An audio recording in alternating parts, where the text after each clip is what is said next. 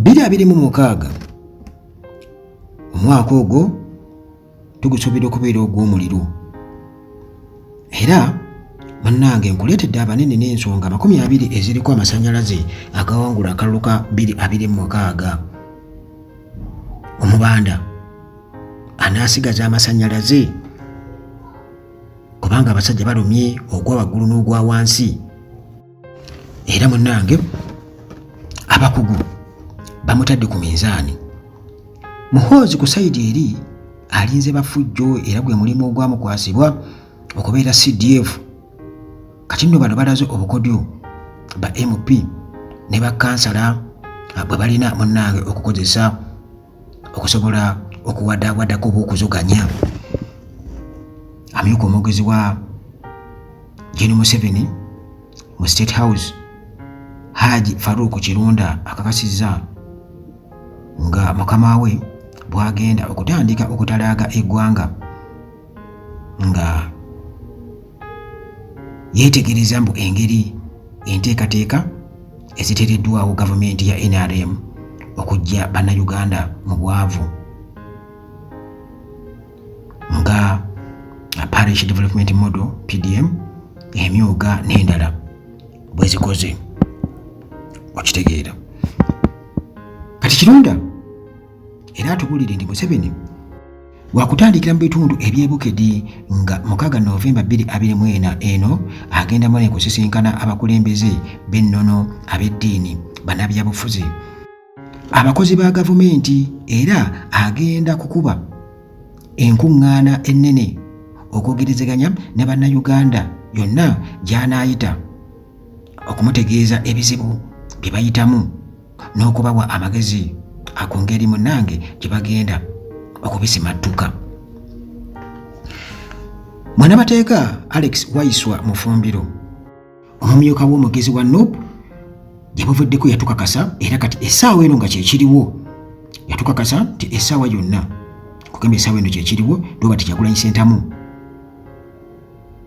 yali asuubirwa era nga yatandise dda okugenda nga atalaga eggwanga okunoonyeza ekibiina obuwagizi, era mu kiseera ekyo amawulire gaali gayita nti basuubira kubeera nga batandikira mu bitundu bya Buganda, Masaka Mityana nga gye bagenda okubeera nga batandikira. Era Mufumbiro bw'atyo n'atukakasa mu kiseera ekyo nti Bobi Wine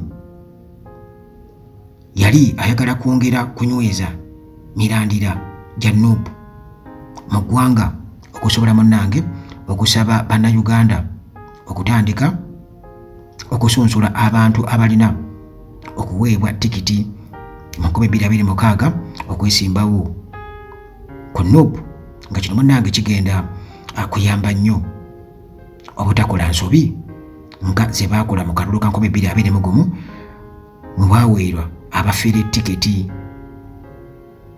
olwawangula akalulu olwo munnange amasannyalaze ga Bobi Wine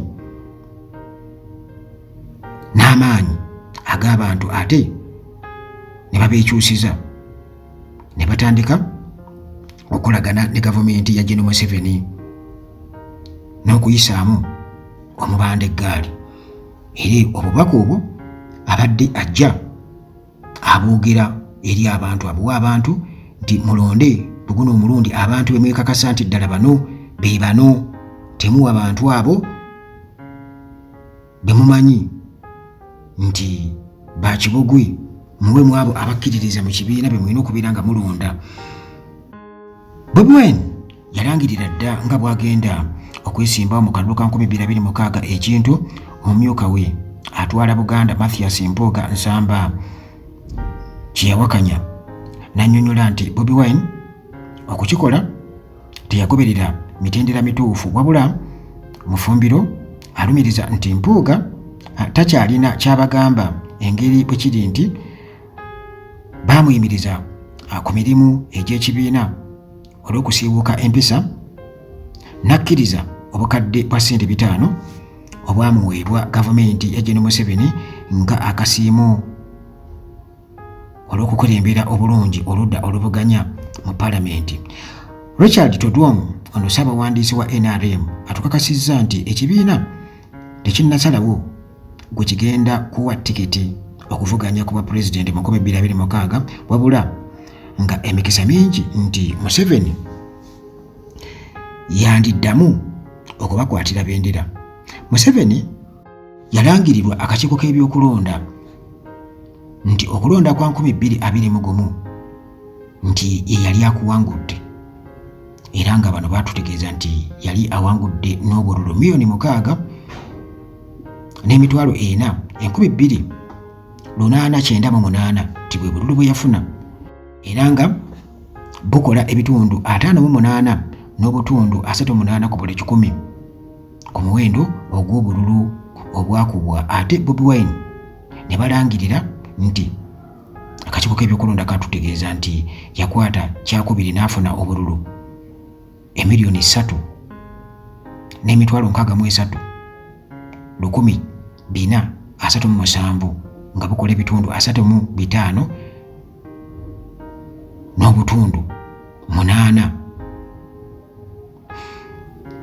Bobi Wine teyakkaanya na buwanguzi bwa General Museveni, n'alagira abaloya be abakulemberwamu MP wa Busiro East Mediat Tobeka Sseggona okutwala omusango mu kkooti ensukkulumu, wabula munnange oluvannyuma yagujjayo n'ategeeza nga bwaguwaabye mu kkooti y'abantu, nga alumiriza nti Ssaabalamuzi Owiny Dollo akulira kkooti ensukkulumu gye yali awaabye alina kyekubiira, nga yaliko looya wa Museveni ate mukwano gwe nnyo, ne bwe waali wabulayo ennaku ntono nnyo omusango okuwulirwa, yamusisinkana mu State House Entebbe, nga akalulu kasembedde. Munnange tukoze okunoonyereza n'okwebuuza ku bategeera ebyobufuzi okuwa endaba yaabwe ku kalulu, bannabyabufuzi n'abantu abalala abalina amasannyalaze era abagenda okusalawo akalulu ka 2026. Kinajjukirwa nti mu 2021 NUP ya Bobi Wine yaleeta ababaka abasoba mu 57 ne bamenyawo FDC okubeera ekibiina ekisinza ba MP mu Parliament.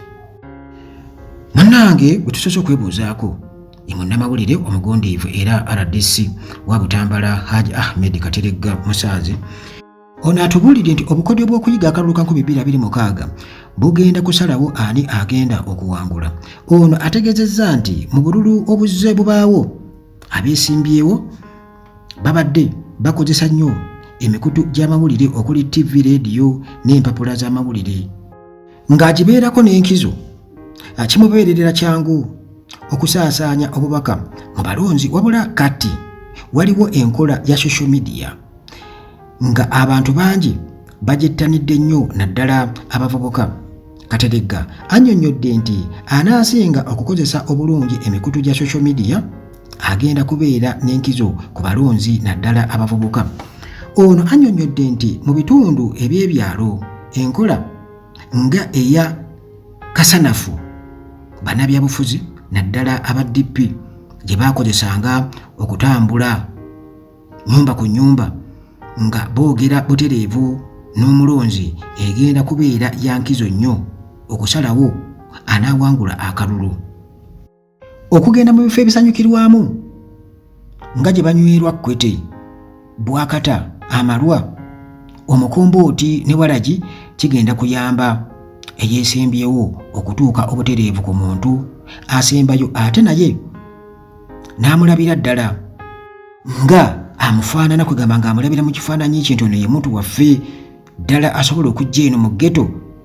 Akakodyo kano ke kaayamba omugenzi Paul Kato Lubwama okuwangula akalulu e Lubaga South mu 2016 n'omugenzi Israel Kibirige Ssebunnya okuwangula Kyaddondo North. Haji Saddam Gayira ono ye pulezidenti w'ekibiina ekya People's Progressive Party PPP, ono atubuulidde nti Kabaka w'amaanyi nnyo mu kusalawo ebyobufuzi mu Buganda olw'okuba abantu bangi bamukkiririzaamu. Ono ategeezezza nti bannabyabufuzi nga omugenzi Ali Haji Hussein Kyanju yawangula ekifo eky'obubaka bwa Makindye West, Betty Namboze owa Mukono Municipality, Medard Lubega Segona owa Busiro East, Kaddu Mukasa ow'Emityana South, Mathias Mpuuga Nyendo Mukungwe n'abalala bawangudde obululu lwa kubembeza ensonga za Bwakabaka bwa Buganda ne Kabaka Mutebi omuli Federo, emmwanyi, ettaka n'ebirala. Ensonda zitubuulidde nti okumanya Kabaka muntu wa nkizo nnyo mu bukulembeze bwa Uganda. Katikkiro wa Buganda Charles Peter Mayiga ne bannaddiini bwe baalemererwa okumatiza Bobi Wine obutagoba Mpuuga ku kifo kyakulira oludda oluvuganya mu Palamenti, Mpuuga yalwana okusisinkana Kabaka amwegayirire ayogereko ne Bobi Wine aleme munnange kumugoba wabula munnange n'alemererwa. Ensonda zitegeezezza nti Mpuuga alina obusungu bungi ku Mayiga olw'okulumiremesa okulaba Kabaka okumutaasa ewa Bobi Wine, nga munda akkiriza nti Bobi Wine yali tasobola kuwulira ddoboozi lya Kabaka n'awakanya kyamulagidde kukola.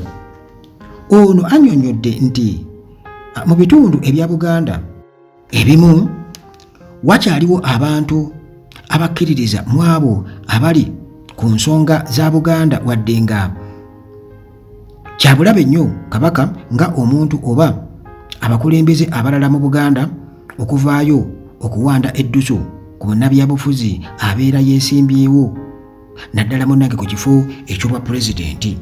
Gayira ategeezezza nti ebitundu ebirala bisobola okugaana okulonda munnabyabufuzi oyo nga balumiriza nti tagenda kukola ku nsonga zaabwe olw'okuba munnange aleeteddwa Buganda.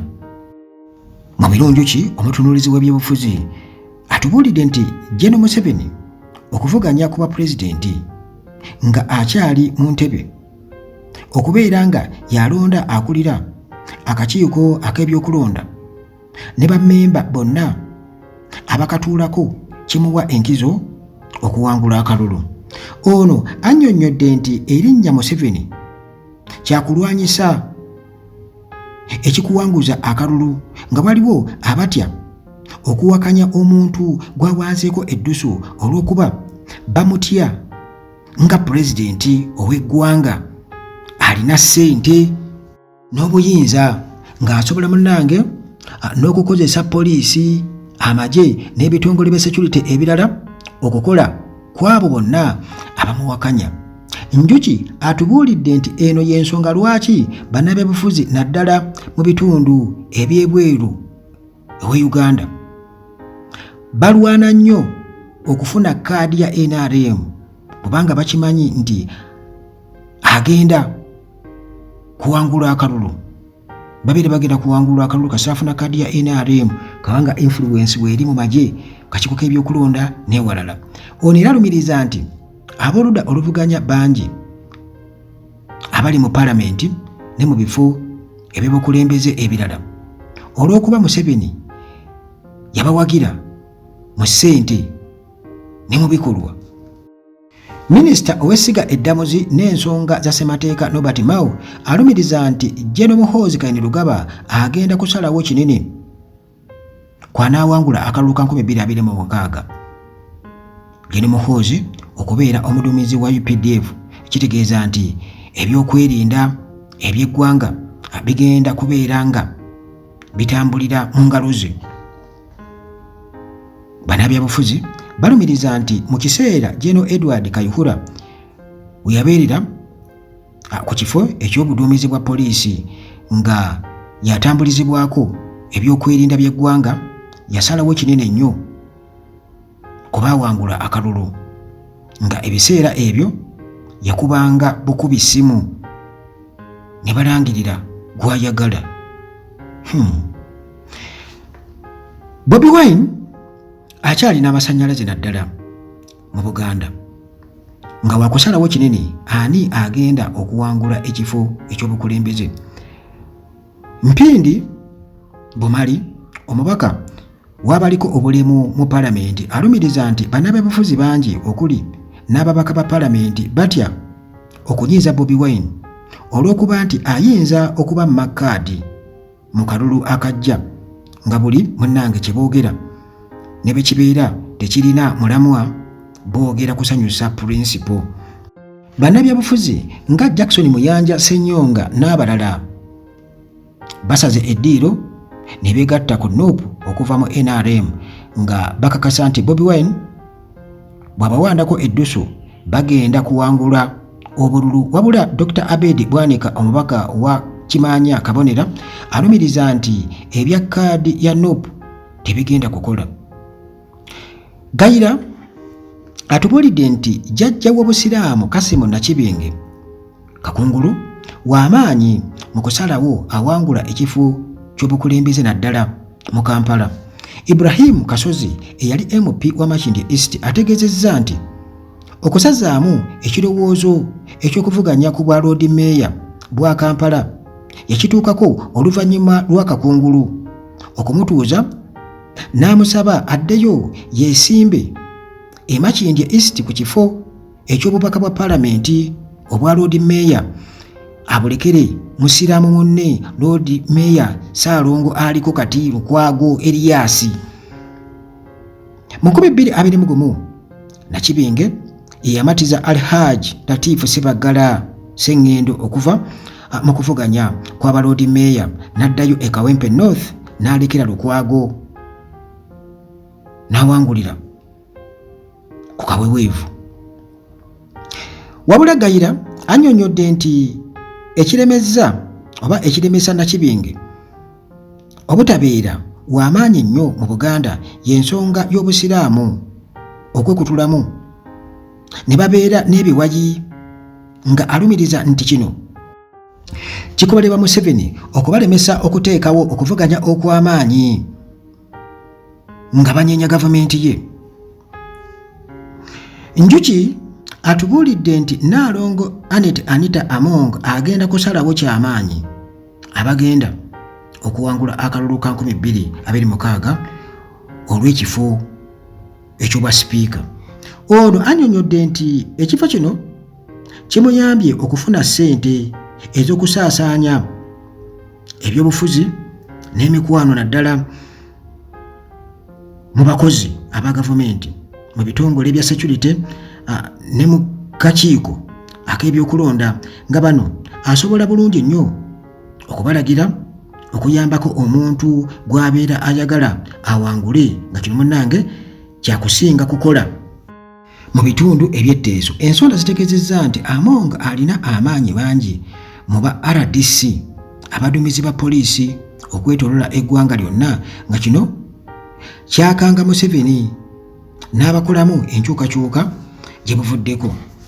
Ensonda zitubuulidde nti wabula Among agenda kusanga emiziziko ewaabwe etteeso, nga bannabyabufuzi nga Jessica Alupo omumyuka wa General Museveni, General Jeje Odongo minisita w'ensonga z'ebweru w'eggwanga, Lieutenant General Peter Erweru omuwabuzi wa General Museveni ku byokwerinda, abamulwanyisa nga tebaagala afuuke omuntu atambulirwako ebyobufuzi mu kitundu kyabwe.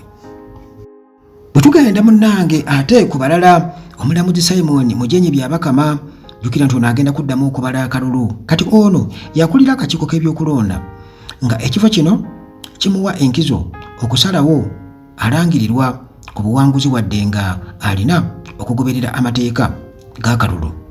Bannabyabufuzi bangi bafuna obuzibu nga beesimbyewo nga balemeseddwa okuwandiisibwa olw'ebiwandiiko by'obuyigirize n'ensonga endala. Bano bonna baddukira wa Byabakama abataase.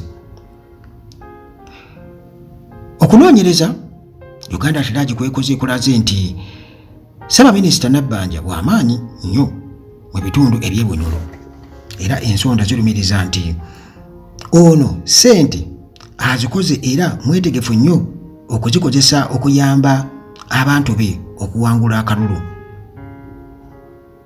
Gino sali musale munnange ono omubaka ow'ekira municipality Ibrahim Ssemujju Nganda alumiriza nti Salimu Sale ye mumyuka wa Gen. Museveni omutuufu era asalawo ensonga nnyingi mu ggwanga. Njuki atubuulidde nti bannabyabufuzi bangi ku ludda oluvuganya abaawangula mu Buganda yali Gen. Salimu Sale eyabayamba okuwangula ng'abateekamu ssente n'obuwagizi obw'enjawulo. Ssemujju atubuulidde nti olw'amaanyi amangi Gen. Salimu Sale gaalina y'ensonga lwaki munnange buli aweebwa omulimu gwa gavumenti asooka wuwe okweyanza nga amaanyi gano gaakumuyamba nnyo okusalawo awangula akalulu ka 2026.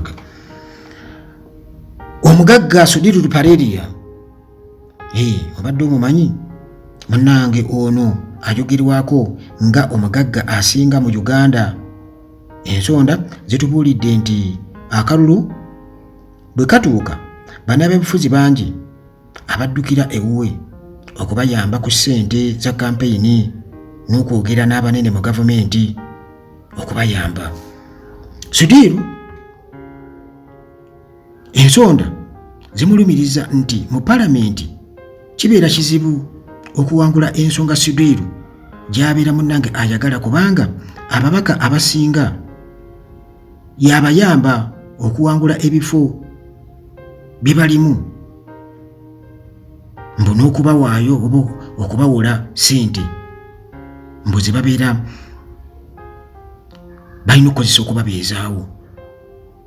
Ensonda zitegeezezza nti ono bw'abeera agaba ssente asinga kugabira ba NRM olw'okutya okunyiiza Gen. Museveni era mu kulonda sipiika wa palamenti mu 2021 yateeka ssente nnyingi mu Rebecca Alitwala Kadaga ekyaleetera n'omugenzi Jacob Oulanyah gwe yali avuganya naye okukaabira mu maaso ga Museveni nga singa munnange tegaali maanyi ga Museveni ssente ya Sudiru yali egenda kuwangula Oulanyah. Jimmy Akena Obote Gaira atubuulidde nti Mulango President wa UPC Jimmy Akena Obote w'amaanyi nnyo era nga kibeera kizibu omuntu bw'awanzeko eddusu okuwangulwa. Ensonda zitegeezezza nti Mulango abantu bangi balabira ddala Akena nga ayinza okubeerako pulezidenti wa Uganda engeri munnange kitaawe Milton Obote gye yafugako Uganda.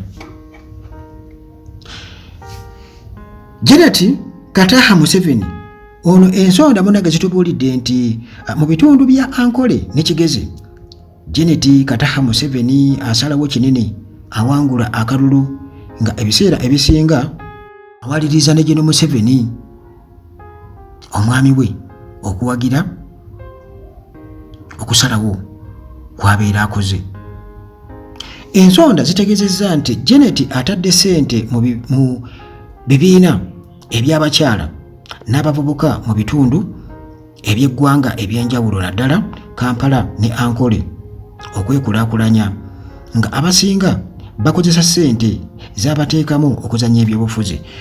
MP Ssemujju akkiriza n'okukakasa nti Janet ssente n'obuyinza abirina nga n'ebiseera ebimu Museveni amulekera entebe n'akubiriza olukiiko lw'abaminisita. Ensonda munnange zitubuulidde nti ebusoga omumyuka wa Ssaabaminisita asooka era minisita w'ensonga za East Africa akyali w'amaanyi nnyo era akyasalawo ani awangula akalulu olutwogera ku Rebecca Alitwala Kadaga. Ebusoga munnange taddibwamu.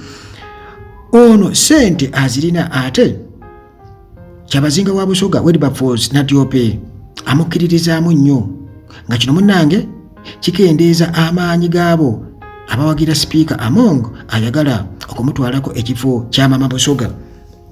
Ono tugenda munnange ku Ssaabalamuzi Dolo ng'oggyeko ekyokubeera Ssaabalamuzi wa Uganda agenda kubeera wankizo nnyo mu kusalawo okugenda okutwalibwa mu kkooti nga bannabyabufuzi abamu baagala okulemesa bannaabwe obuteesimbawo era asalawo kinene ewaabwe mu Acholi. Bannabyabufuzi bangi abava mu Acholi abakkiririza mu ddolo ate abayambako nnyo okubawa obukodyo obubawanguza obululu engeri gyali munnabyabufuzi eyaliko omubaka wa Agago era minisita wa gavumenti ya Museveni. Dolo yagenda okulonda abalamuzi ba kkooti ensukkulumu okuwulira omusango singa abanaabeera beesimbyewo okuba pulezidenti basalawo okugenda mu kkooti nga bawakanya okuwangulwa kwe. Ono mu January 2026 agenda kuweza emyaka 7, kitegeeza waalina okubeera ng'awummulira. Ekkanisa n'emizikiti. Munnange Kateregga atubuulidde nti abakulembeze ab'enzikiriza bagenda kusalawo kinene kwagenda okuwangula akalulu, engeri bwe kiri nti wakyaliwo abantu ababakkiririzaamu. Ono annyonnyodde nti kino okusinga kyakubeera mu kkanisa ez'abalokole nga buli akalulu bwe katuuka mu Kampala Gen. Museveni atalaaga amakanisa ag'abalokole nga balumiriza nti abeera ayigga bululu. Kateregga ategeezezza nti ekereziya n'ekkanisa ez'abakristaayo zibadde zisalawo kinene awangula akalulu ku bifo eby'enjawulo. Odrake Rwabwogo ono munnange bakimuteekako nga omu ku banene mu gavumenti ya Museveni asinga okukozesa ssente nnyingi. Ono muwabuzi wa ssezaala we Gen. Museveni ku kufunira ebyamaguzi bya Uganda akatale mu mawanga g'ebweru, wabula bakimuteekako nti alina ekirooto eky'okusikira Museveni. Rwabwogo yawasa muwala wa Museveni Patience Rwabwogo nga balumiriza nti akozesa ekifo ekyo okwenoonyeza obuwagizi. Omusinga Charles Wesley Mumbere ono ye mukulembeze w'ennono mu businga bwa Rwenzururu e Kasese n'ebitundu ebirala. Abantu bakulembera bamukkiririzaamu nnyo era mu kaluka 2016 security ekimuteekako nti yabakunga obutalonda NRM, ekintu munnange ekyamuleetera obuzibu nga oluvannyuma yakwatibwa n'asibwa ne bamuggulako emisango egy'obutujju n'okulya mu nsi y'olukwe.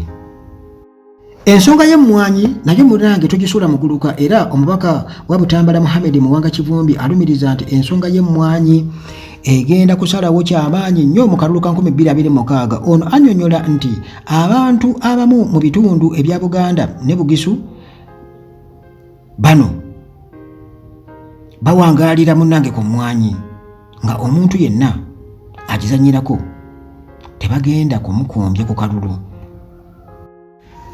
Omubaka Richard Sebamala yategeezezza nti Museveni alina okutya kw'amaanyi ku mmwanyi, engeri bwe kiri nti Nathan Nandala Mafaabi Omugisu agenda kwesimbawo kwa pulezidenti nga alowooza nti Abagisu bagenda kukozesa ssente ze bafunye mu mmwanyi okumuwagira ekintu munnange ekigenda okukosa NRM. Ono annyonnyola nti Buganda Museveni atya nti Abaganda ssente nnyingi ze bafunye mu mmwanyi era bayinza okuzikozesa okuyambako Bobi Wine okumutawaanya mu Buganda mu kaluka 2026. Brigadier General Charles Oluka tugenze ku mulala. Ono yakulira ekitongole eky'eggwanga ekikettera munda ekya Internal Security Organization ISO. Alina obujulizi bwonna obukwata ku bannabyabufuzi abalina ebiwandiiko by'obuyigirize bye byetaaga okwesimbawo ebifu. Obujulizi abulina. Yayamba Museveni okutegeera obunafu n'amaanyi ga Museveni we gali, n'okumuyamba okumanya bannabyabufuzi balina okubeera ng'alwanyisa n'okuwagira munda mu NRM ne ku ludda oluvuganya. Omubaka Ssemujju alumiriza nti bambega ba ISO be bayamba okutambuza n'okukyusakyusa ebiwandiiko okuteekebwa ebivudde mu kalulu.